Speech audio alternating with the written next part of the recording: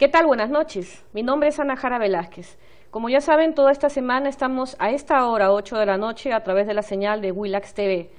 Hoy es mi programa en el que clausuro este ciclo de horas cedidas a título gratuito por esta televisora. Agradezco a Gilberto Hume, a Cecilia Valenzuela esta oportunidad. Y como broche de oro, hoy tenemos la presencia de una gran política en el Perú. Su currículum lo vamos a ir hablando durante la conversación. Señoras y señores, con nosotros Beatriz Merino. ¿Qué tal, Beatriz? ¿Cómo Hola, estás? Ana, muy bien, gracias. Muy bien y muy contenta de estar acá contigo. Beatriz, en marzo de este año tú recibiste una alta condecoración, el premio de trayectoria de vida, concedida por una de las universidades más importantes del mundo, la Universidad de Harvard. Solo 2 peruanos en la historia del Perú han recibido esta premiación. ¿Cómo te sientes? ¿Cómo te toma la noticia? A ver, cuéntanos. Gracias por esa pregunta. Efectivamente, claro, no quiero que suene arrogante, pero es la número 1 en el mundo, ¿no? La Universidad de Harvard ya por muchos años, ¿no? El otro peruano que recibió esa distinción fue don Alberto Benavides La Quintana, un gran peruano, o sea, un hombre de bien, un hombre de empresa, un visionario, ¿no? A quien conocí, a quien la verdad quise y admiré mucho. Ahora, ¿cómo lo recibí? Mira, te puedo contar ahora que ya lo recibí, pero el día que lo recibí casi me dio un infarto de la impresión que me dio, porque fue tan difícil para mí, Ana. Tú eres una política de ICA, ¿no es cierto? Y uno no se imagina dónde va a llegar o qué va a ser su vida. Mi padre fue un hombre, un empleado público, ¿no es cierto? Un empleado de una municipalidad, mi madre una ama de casa. Yo nací en la maternidad, en los barrios altos, pero luego viví casi toda mi infancia, mi edad adolescente y hasta mis primeros años de adulta en Lince, en el barrio de Lince, que es un barrio de Lima. Jamás me imaginé que sería posible para mí siquiera llegar a Harvard. Fue un sueño que yo he contado, tuvo que ver con algo que me ocurrió cuando yo tenía 10 años, y si tienes un segundo te lo cuento. Por favor. Mira, la iglesia de mi colegio, el Santa Rosa de Lima, en el barrio de Lince, iba a ser inaugurada, y vinieron unos monseñores de Massachusetts, del estado de Massachusetts, estos purpurinos con estas sedas, esos hombres blancos, de ojos celestes. Y yo tenía 10 años y estaba en el segundo piso, miré por la ventana y dije, Dios llegó a mí. Claro, yo pensé que era Dios. Dios había llegado al patio de mi colegio y bajé corriendo las escaleras, me paré delante de uno de ellos que tenía sus ojos celestes como el cielo. Yo jamás había visto eso, y entonces les dije, ¿tú qué le preguntas pues a Dios cuando tienes 10 años y estás frente a Él? Le pregunté, ¿qué debo hacer cuando sea grande? Y él me miró sonriente y me dijo, si estudias ciencias, debes ir al Massachusetts Institute of Technology. Y si estudias letras, debes ir a la Universidad de Harvard. Tú comprenderás, querida Ana, eso se constituyó entonces desde los 10 años en un mandato divino para mi vida. Yo no sabía qué era Harvard, dónde quedaba, nada, pero claro, ahora ya de grande Esa fue tu meta. Me he dado cuenta, si eran de Massachusetts, a dónde me iban a mandar. No me iban a mandar a Stanford, que está en California. O sea, eso es lo que me dijeron, ¿no? Y me pasé los siguientes 16 años de mi vida estudiando y quemándome las pestañas para poder tener una beca, porque era la única forma donde yo podía llegar a esta universidad, donde iban pues los mejores de Estados Unidos, ¿no? Bueno, llegué, fue tan difícil pasar esos cursos, me acuerdo que estaba hasta las 2, 3, 4 de la mañana en las bibliotecas, que están habiendo 7 días a la semana, 24 horas al día, estudiando, y bueno, y pasé. Y me regresé con mi título, que el día que me gradué, me abracé mi título y me quedé así hasta las 3 de la mañana en el patio de la universidad, pensando. Yo recibí ofertas de trabajo para trabajar en Estados Unidos, pero yo quería vivir acá y dije, ya, me regresé con mi título, pero nunca me imaginé, nunca, y te lo digo de veras, que décadas después la Universidad de Harvard me iba a llamar para decirme, a usted la premiamos por su trayectoria de vida. ¿Cuándo egresaste de la Universidad de Harvard? En el año 77. ¿Ya? Y recibes el premio en el año 2015. Nunca, por tu trayectoria de vida. Nunca me imaginé. Entonces yo he reflexionado mucho sobre qué cosa puede haber sido lo que generó Pero cuando te entregan la distinción, ¿qué te dicen? ¿Hay algún enunciado? No, bueno, por mi contribución, en la ceremonia. claro, a los derechos humanos, a la democracia, etcétera. Yo creo que tienen mucho que ver los 15 o 16 años de mi vida que yo le dediqué al servicio público de mi país, ¿no? Claro, don Alberto Benavides La Quintana se lo dedicó al sector privado, pero en mi caso creo que tiene que ver con eso. Felicitaciones, Bea. Gracias. No pude acompañarte en la ceremonia, Ya sé, eran los días tumultuosos. Como peruana me siento más que orgullosa y además un plus, porque ambas somos mujeres, estamos muy reconocidos de este premio como una de las más brillantes exalumnas que ha tenido Harvard y además por su trayectoria de vida. Gracias, Ana. Tú has dicho que esta premiación, tú intuyes, se te ha dado por tus servicios prestados, sobre todo en el ámbito de la vida pública, y todos sabemos los cargos que has tenido, en algunos segundos comentaremos esto. Ahora estás en la esfera de la actividad privada, eres la presidenta de la Sociedad Peruana de Hidrocarburos y hasta el año 2011 fuiste la presidenta de la Asociación de Administradora de Fondos de Pensiones, de las AFPs. ¿Cómo fue ese cambio? Porque tiene una dinámica distinta, después de haber prestado servicios para el Estado, pasar a la actividad privada. Es que quizá es más fácil entenderlo si yo te digo que cuando yo me gradúo en la Universidad de San Marcos, bueno, me voy a estudiar primero a Inglaterra, luego regreso, estoy unos años, y luego me voy a Harvard y regreso, toda mi vida se desarrolló en el sector privado. O sea, yo soy una persona que ingresa a la vida pública tarde en su vida. Volviste a tu fuente. De alguna manera, o sea, es que yo creo que es importante en el Perú entrar y salir del sector público, ¿no? Entrar y salir, esa ha sido un poco mi mirada. Ahora estoy, digo yo, en mis años del sector privado. Y me siento muy contenta porque aplico en el sector privado lo mejor que he aprendido del sector público y viceversa cuando vuelvo, ¿no? No sé si ya volveré, pero lo que quiero decir es, ambos mundos tienen valores muy importantes. Ciertamente el servicio público le entrega, ¿no? El servicio es realmente algo que llena tu espíritu y tu alma, pero el sector privado también contribuye a un país creando riqueza, creando empleo, ¿no es cierto?, desarrollando y dándole una mejor calidad de vida, una mejor salud a las personas, mayores recursos. El Estado vive finalmente de lo que recauda el sector privado. Entonces, sin sector privado tampoco el Estado puede hacer todo lo que quisiese hacer, ¿no? Tú tienes una hoja de vida envidiable. Tienes un currículum que ya quisieran tenerlo muchos políticos.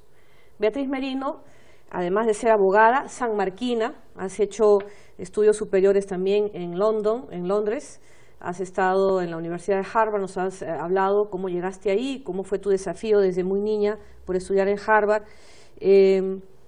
Fuiste senadora del Perú entre 1990 a 1992. En realidad tu periodo debió haber sido hasta el 95 si no hubiese habido esa interrupción del orden democrático y constitucional del país que hizo Fujimori. Y luego has sido congresista de la República en el periodo de 1995 al 2000. Has desempeñado el cargo de defensora del pueblo de forma impecable. Pasaste luego a la Superintendencia Nacional de Administración Tributaria. Antes estuve en la zona, ¿ok? Ok.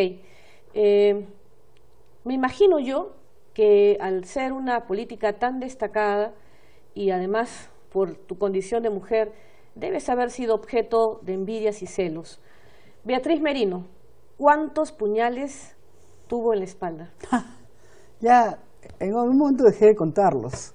O sea, pero entonces fueron muchos. No, claro que sí, y la espalda está bien que lo digas, porque, digamos, uno espera normalmente que la confrontación sea una confrontación noble, ¿no es cierto? Una confrontación como los grandes ejércitos que se miraban y luego luchaban.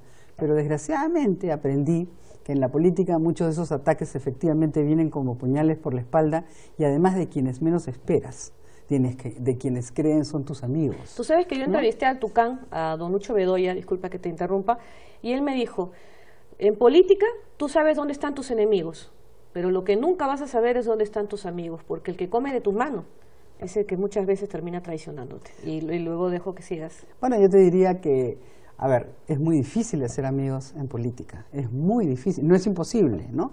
Pero es difícil, porque finalmente se trata de la lucha por el poder, ¿no? Y en esa lucha por el poder yo he visto amigos desencontrarse para siempre, por ejemplo. Ahora, volviendo a tu pregunta, yo creo que... ¿Cuántos cuchillos tuviste muchos, por la espalda? Muchos de ellos, muchos. Envidia. A ver, envidia es un sentimiento que yo no conozco.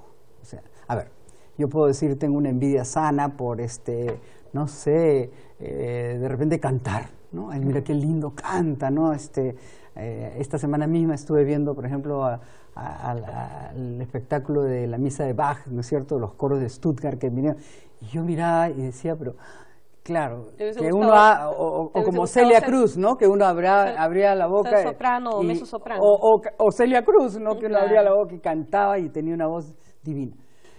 Esa es una envidia sana, ¿no es cierto?, pero una envidia que consiste en atribuirle a otro algo que él tiene y que tú quieres tener, cuando de pronto ni siquiera lo tiene, ¿no es cierto? Yo por ejemplo, he notado que en el poder eso es lo que sucede, ¿no?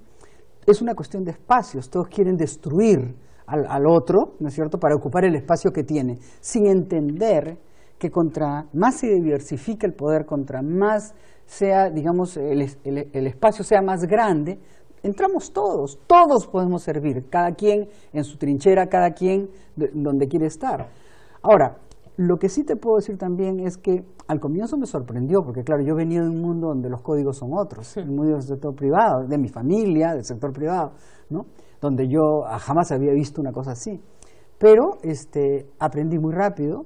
Ahora, no aprendí para yo tirarle cuchillazos a otro, ¿no? Yo creo que vivo tranquila en ese sentido, pero sí aprendí a cuidarme y sobre todo aprendí a entender que esas son las reglas del juego.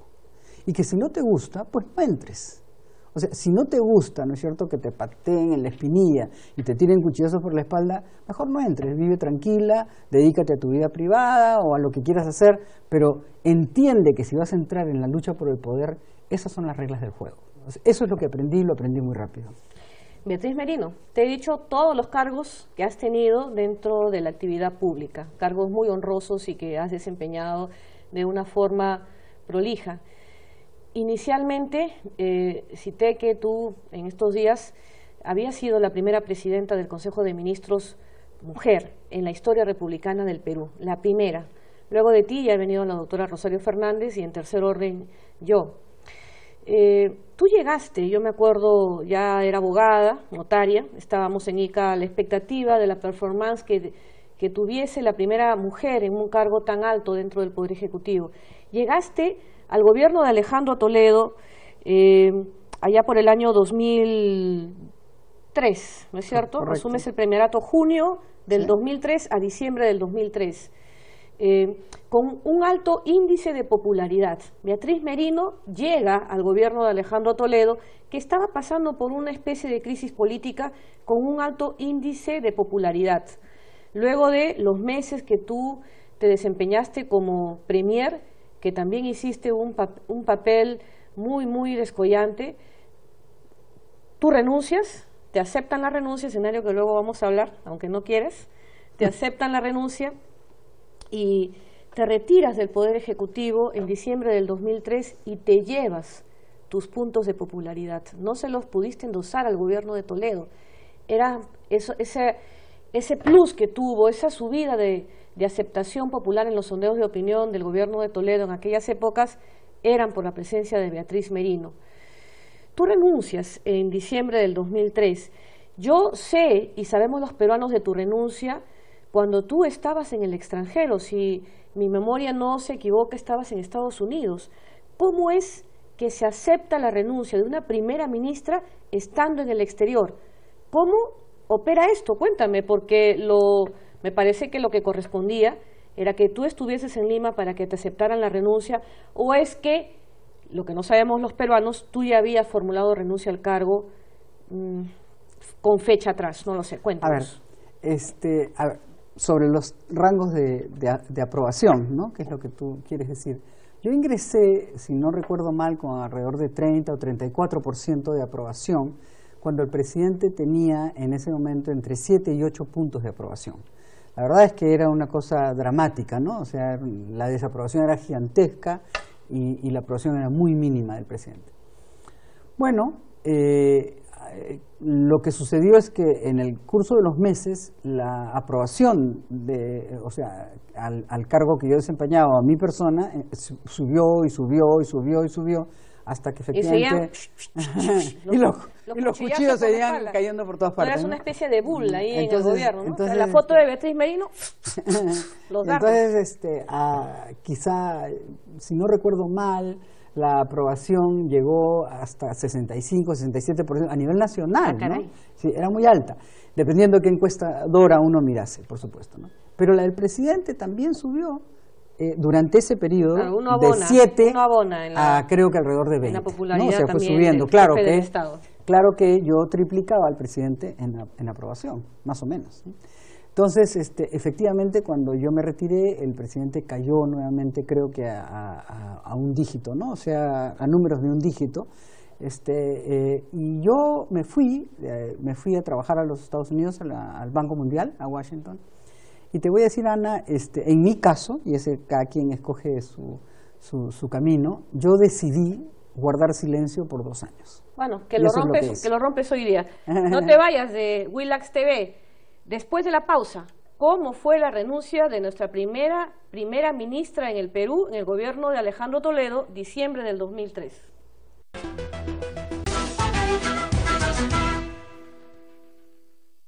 Amigos, buenas noches. Estamos con la doctora Beatriz Merino, primera mujer en el Perú de ocupar un alto cargo dentro del Poder Ejecutivo en la historia republicana del Perú, el cargo de presidenta del Consejo de Ministros. Ustedes recordarán que ella ingresa al premierato en junio del 2003 y abandona en diciembre del 2003, periodo del expresidente Alejandro Toledo. Pero su salida siempre nos llamó a curiosidad. La decencia política de Beatriz Merino hizo que nosotros nos quedásemos solamente con la foto del momento, ¿no? Las palabras del presidente de la República, Alejandro Toledo, señalando que había aceptado la renuncia de su primera ministra y pedía que los ministros que integraban el gabinete ministerial presentasen su renuncia con ella. Pero, oh sorpresa, la doctora Beatriz Merino se encontraba en los Estados Unidos, no en territorio peruano. ¿Qué pasó, Beatriz?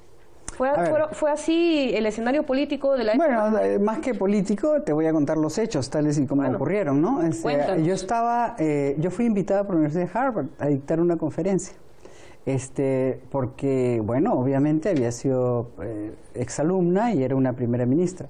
Estaba dictando la conferencia, estaba en pleno dictado de la conferencia con el salón lleno, cuando el cónsul se paró, se acercó a mí y me dijo: el presidente de la República le quiere hablar. Y tuve que parar la conferencia, decirle a todo el auditorio: me van a disculpar, pero el presidente quiere hablar conmigo. Me acerqué al teléfono, la conversación, como toda conversación con un presidente, creo que debe ser privada, y no la repetiré, pero cuando regresé ya sabía que ya no iba a ser primera ministra. O sea, digamos, ahora seguí mi conferencia con una sonrisa como corresponde y con atención. O sea, te renunciaron por teléfono. Pero hay un hecho previo, ¿no? En el mes de noviembre yo le presenté al presidente la renuncia con un cargo. Lo presenté formalmente. ¿Un mes antes? Un mes antes, más o menos. Yo ya sabía que era una relación, como dicen los chicos, que no va, ¿no es cierto? No va, ahora va, no va, bueno, no iba, ya está. Yo ya lo tenía muy claro. Y el presidente me pidió y digamos, en fin, tuvimos una conversación que quedó en suspenso, por así llamarlo.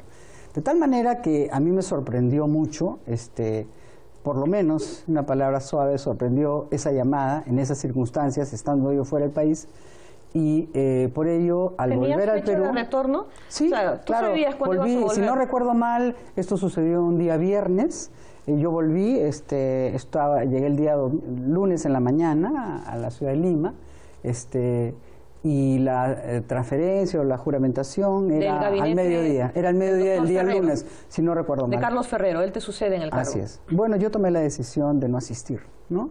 Y tomé la decisión de no asistir porque yo soy una persona, Ana, que no le aguanto maltratos a nadie. Porque yo no maltrato a nadie. Y por lo tanto... Luego entonces, ¿te sentiste maltratada por Alejandro Toledo? No lo voy a decir así, pero yo no acepto maltratos de nadie, ni privados ni públicos. Y no lo hago porque nadie tiene el derecho, por eso fui la defensora del pueblo, nadie tiene el derecho de maltratar a nadie. Y tampoco tengo por qué recibirlos yo, de tal manera que decidí quedarme muy tranquila en mi casa, con mi familia, con mis amigos, y observar la transferencia por televisión. Porque hay una cosa en la vida que se llama dignidad. ¿no? Y eso es algo con la que nosotros nacemos, y en las mujeres tenemos una estima personal y una dignidad que debemos cultivar y proteger por encima de todo. Yo tuve una madre que me enseñó que jamás una mujer tiene por qué bajar la cabeza o sentirse menos o ser maltratada, nunca, sobre todo si su comportamiento es correcto, decente y transparente. Creo que siempre fue mi comportamiento decente y transparente con todos, lo fue con el presidente, lo fue con otro, digamos en general, ¿no? Con todas las personas con las que he trabajado, y opté por esa decisión personal que, de la que no me arrepiento. Creo que hice lo correcto y creo que al final todos lo entendieron, incluyendo el presidente de ese entonces. Y al final hemos podido reconstruir, digamos, conversaciones y incluso la bancada del presidente Toledo votó por mí para la Defensoría del Pueblo, cosa que yo agradezco, ¿no? Y ya, o sea, esos son momentos de la vida política. Grandes revelaciones, amigos, esta noche en Willax TV, lo que yo llamaría las pepas, en La Verdad con Ana Jara. Un jefe del Estado tiene todo el derecho de remover a sus ministros, pero acá lo que nosotros nos quedamos sorprendidos de lo que tú nos revelas esta noche es de las formas, ¿no? El modo, cómo se renuncia a un ministro estando en el exterior, comunicándole por teléfono y saliendo en conferencia de prensa o en una actividad pública, no recuerdo bien, a señalar que te había aceptado la renuncia y que pedía que todos los ministros pusiesen su cargo a disposición o renunciasen contigo, pero tú no estabas en el país. Otra cosa, nos llamó la atención de no verte en la juramentación y has explicado por qué, me parece muy válido. Créeme, de haber estado en tus zapatos hubiese hecho lo mismo. Cosa distinta conmigo, porque con el presidente de la República siempre hemos mantenido un trabajo coordinado, de respeto, de estima mutua, y él conmigo hasta el final, aún post-censura. Pero ¿dónde estaba Beatriz Merino? O sea, fue la juramentación del nuevo gabinete, se estila que el premier vaya a saludar al nuevo gabinete ministerial, al nuevo primer ministro. ¿Dónde estuvo Beatriz Merino? Porque me imagino que no deben haber sido horas muy agradables. Tranquilas y serenas. Ana, cuando tú has hecho lo correcto, ¿no? La serenidad siempre te acompaña. O sea, digamos, el poder es simplemente una oportunidad de servicio, ¿no es cierto? El cargo no hacia la persona, el cargo no hacia la persona. No, y no solo no la hace, a veces la denaturaliza, que es peor, ¿no? O sea, la verdad de las cosas es que estaba muy tranquila en mi casa. Cuando llegué en el aeropuerto me conmoví de ver cómo la gente casi se abalanzaba, a veces hasta con lágrimas, diciéndome que no se vaya, en fin. Yo creo y valoro mucho el cariño que la gente guardó por mí hasta el día de hoy, con mucho afecto. Yo valoro mucho haber recompuesto con el presidente de entonces y su bancada una relación que se convirtió en una respetuosa, porque yo, créeme, Ana, aunque parezca difícil creerlo, no guardo rencores. No soy una persona de guardar rencores. O sea, creo que el rencor ocupa espacio. ¿Y para qué? O sea, hay demasiadas cosas en la vida por hacer que estar recordando cosas que me pasan. No, ya pasó y ya es otro momento en la vida y uno tiene que agradecer lo que tiene y la oportunidad de ser. Mira tú, fue la bancada mayoritaria del siguiente gobierno la que me dio el honor, el privilegio y la felicidad de poder ser defensora del pueblo, cosa que yo jamás les podré agradecer suficiente. O sea, eso que pasó el 2003 ya pasó, ya fue, así ¿es cierto? Y ya. La vida continúa. Y la vida te ha resarcido, Beatriz Merino. Bueno, yo he sido muy feliz, lo soy todavía. Mis padres, además, yo volví a la Defensoría del Pueblo porque yo no quería que ellos tuviesen como último recuerdo en su retina ese maltrato que a ellos, a veces pienso, les dolió hasta más que a mí, claro, ¿sabes? Es la familia la que puso el golpe. ¿No? Pero cuando ellos me vieron juramentar como defensora del pueblo y cuando recibí, por ejemplo, la Orden del Sol, yo vi la sonrisa, el orgullo y ya, eso es todo, ¿no?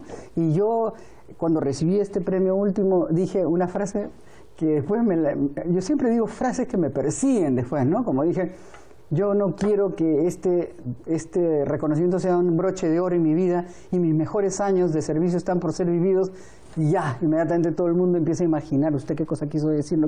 Ya no sé qué quise decir. Lo único que quiero decir es que para la edad que tengo una energía, ¿no es cierto?, que me permite seguir trabajando. tengo un amor intenso por mi país. A este país, Ana, hay que quererlo mucho. Así es. Hay que quererlo mucho. Y yo siempre digo hay que quererlo como se quiere un hijo enfermo. Se le quiere más que a los hijos que no tienen enfermedad. Este país tiene todavía muchos dolores, muchos problemas. Con todo lo que tú has hecho en el cargo que has desempeñado hasta hace poco, con gran talento y con gran esfuerzo, y te agradezco personalmente como ciudadana habernos dedicado esos meses de tu vida. Pero ¿sabes qué? Con todo lo que todos hemos hecho y hemos construido... Hay mucho por hacer. Así es. Y entonces, bueno, hay que seguir adelante. Y hay que hacer un llamado a la unidad, ¿no es cierto? Sí, claro. Podemos disentir en muchos temas. Ahora, va a ser un poco difícil, digamos, en estos meses electorales, altura, pero bueno, ¿no? Sí, podemos disentir, pero siempre con altura. Sí, claro. No al golpe bajo. Ya volvemos luego de la pausa.